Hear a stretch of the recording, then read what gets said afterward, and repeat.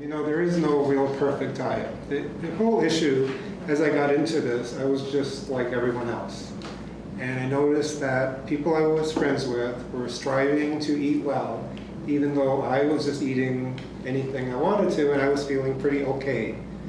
And so I started asking people what they were eating, and it was really stunning to me that while there were many people who focused on being very careful about what they were eating, what they were actually eating was very different. And some people were very strict about eating Asian food, and some people were strict about eating vegetarian food. And much to my surprise, some people were very healthy and eating a lot of animal food. And that really got me going into the science and the inquiry of what makes sense. And over time, what I noticed in modern nutrition is that until recently, people could not get nutrition information anywhere that was substantive. They would get bestsellers that would all disagree with each other and would tout that this theory was the best theory, and in a way they had to be extreme about how they were languaging it, because that's what creates bestsellers. You eat celery every day or grapefruit every day and you'll lose 10 pounds in 10 weeks. So the whole way it was written and the way people were reading it pushed people in the wrong directions. But in the 60s, 70s, 80s, and 90s, that was the main place that people got their nutrition information.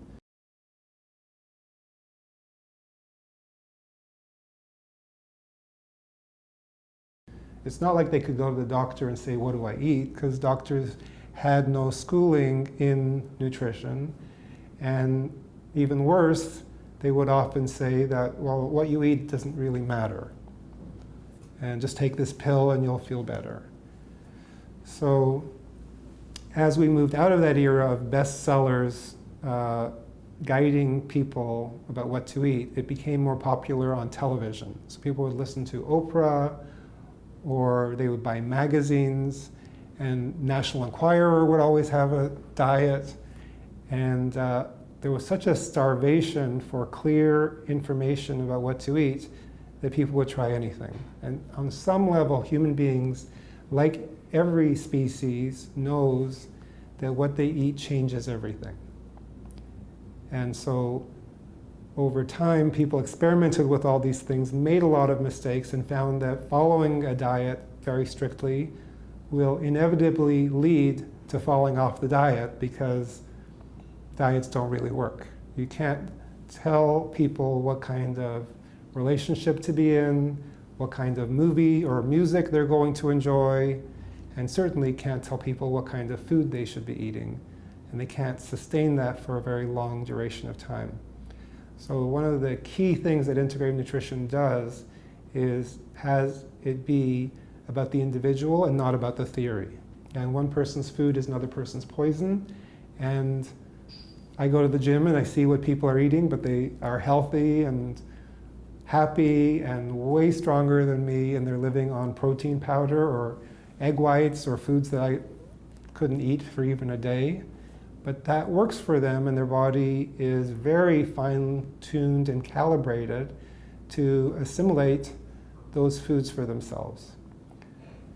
So it's important that people understand it's about you as an individual and not about a theory that I have or that Dr. So-and-so has, and that you really need to look and understand what to eat. What foods are you attracted to? What foods work for you, don't work for you? And in a lot of ways, you can trust your own cravings. You see animals all the time. We're animals, and you see animals all the time sniffing food, and they're like, no, I don't want that. And I think we have outsmarted ourselves because of the growth of our brain and because of commercials and messages from all kinds of places, that the last place that we really look to determine what to eat is inside our heart. Taking enough time to understand what makes this precious body of mine feel good. What are the foods that reduce or eliminate cravings? And so it's about the individual and not about the theory. And it takes a while for people to let go of all these smart theories and determine for themselves, what do I eat? When people want to determine what to eat, they really need to look and understand themselves. What is their gender, their age, their culture, and a lot of other things. So let me start with gender. I think it's important that you notice that men and women eat differently. So if you're a man, generally people say, well, what's different between men and women? That men crave more meat, more animal food. And some of that is because of how the digestive system works. So it's important for women to understand, and for men to understand, that the salads and maybe the raw foods or vegetarian foods that work for women may or may not work for men. And you can make people sick by having them forced or pressured to adhere to a certain way of eating.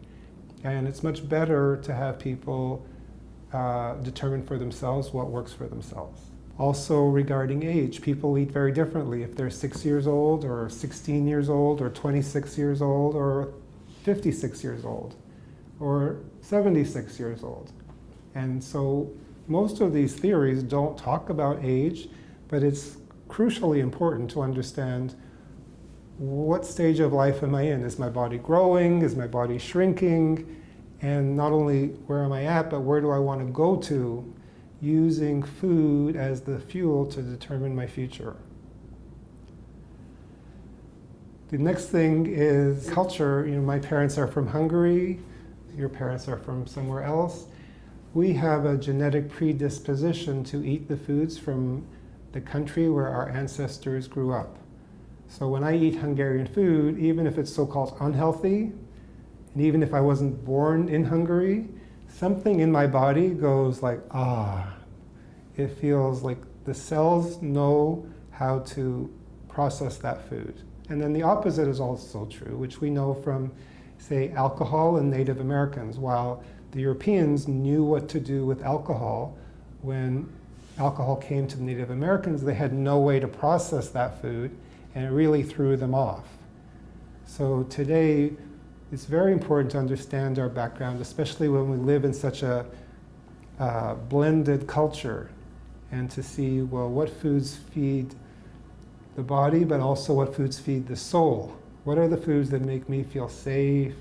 And sometimes comfort food isn't just macaroni and cheese, it's eating food your grandmother made or your cultural background. And there's no nutrition books to talk about that. So you as an individual really need to step back as an intelligent person and do a kind of inventory and pay attention. Maybe you need to do a food diary, because there will be things that surprise you that make you feel good or that make you feel bad. An important part of that is about cravings.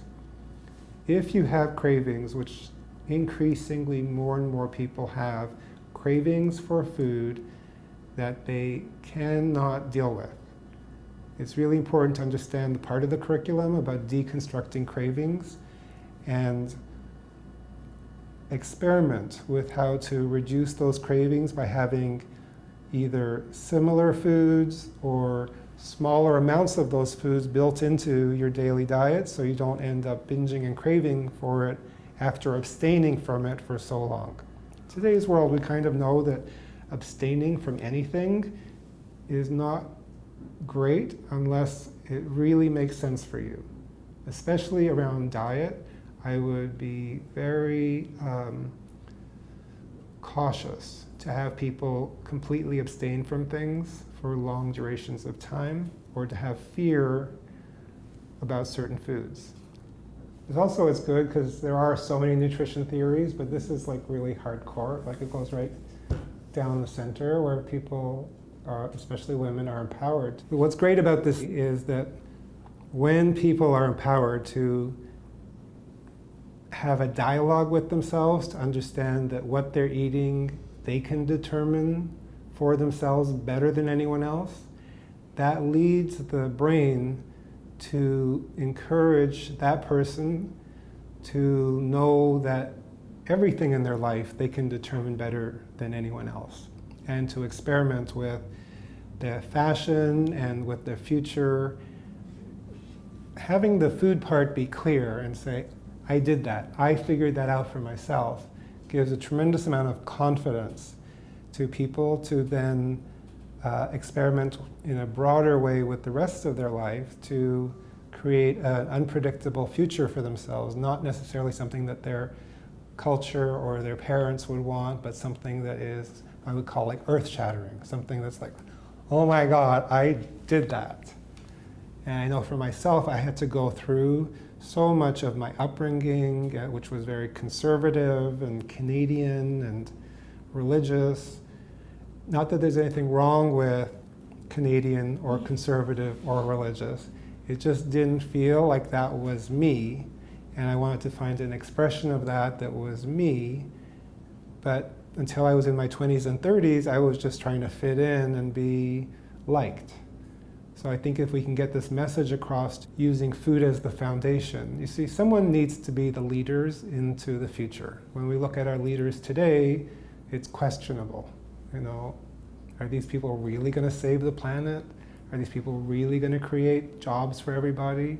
So the future leaders can only be people who are eating well, who are centered in themselves, and have a blend, understanding being spiritual being in a material world, and caring about a broader picture than just themselves to be able to lead into the future.